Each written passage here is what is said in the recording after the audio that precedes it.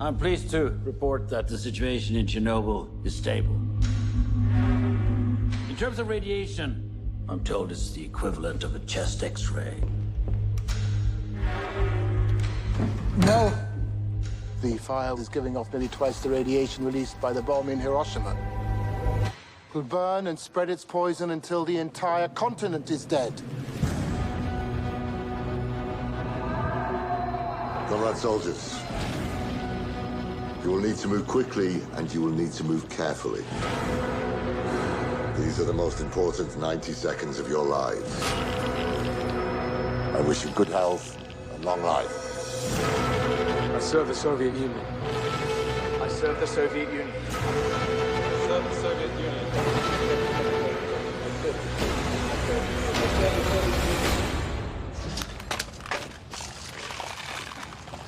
The official position of the state is that a global nuclear catastrophe is not possible in the Soviet Union.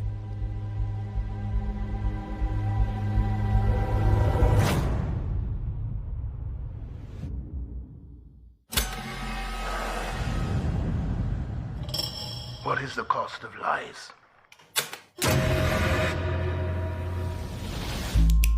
One of the big choices we had to make was how to deal with the fact that our hero ultimately ends up taking his own life. We felt from the very start that we should begin with it. Right away, you know what the cost of it was.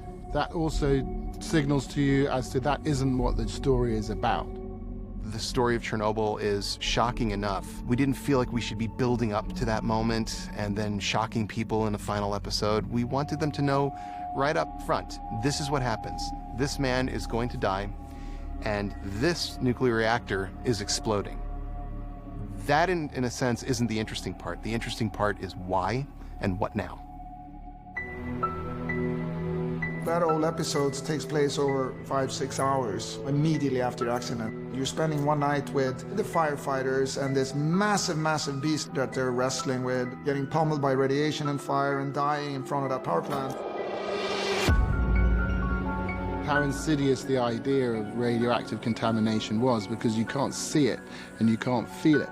There's an existential threat to them. The research I did for this production was horrible. Possibly the most gruesome way to die is by severe radiation poisoning. The body melts from the inside out and the outside in.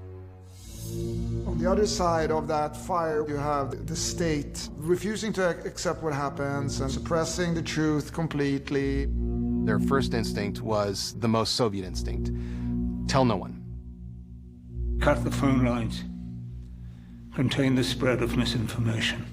That character represents a certain philosophy that was being brought to bear that night, a philosophy that goes all the way back to the Russian Revolution. I wanted somebody who represented that true belief in a dream of a utopia that never was going to be and never was, but who was still clinging to it.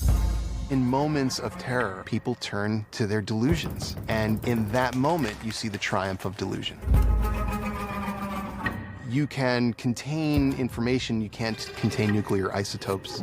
The truth was no longer something that could be hidden away.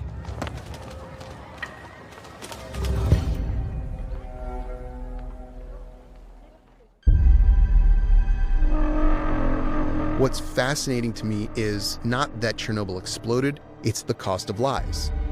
When people choose to lie, and when everyone engages in a very passive conspiracy to promote the lie, we can get away with it for a very long time. But the truth just doesn't care. And it will get you. Hi, it's Peter Sagal. I'm hosting a very different podcast. It is about the extraordinary series Chernobyl. You can subscribe now so you don't miss an episode. Believe me, you will want to talk about this TV show.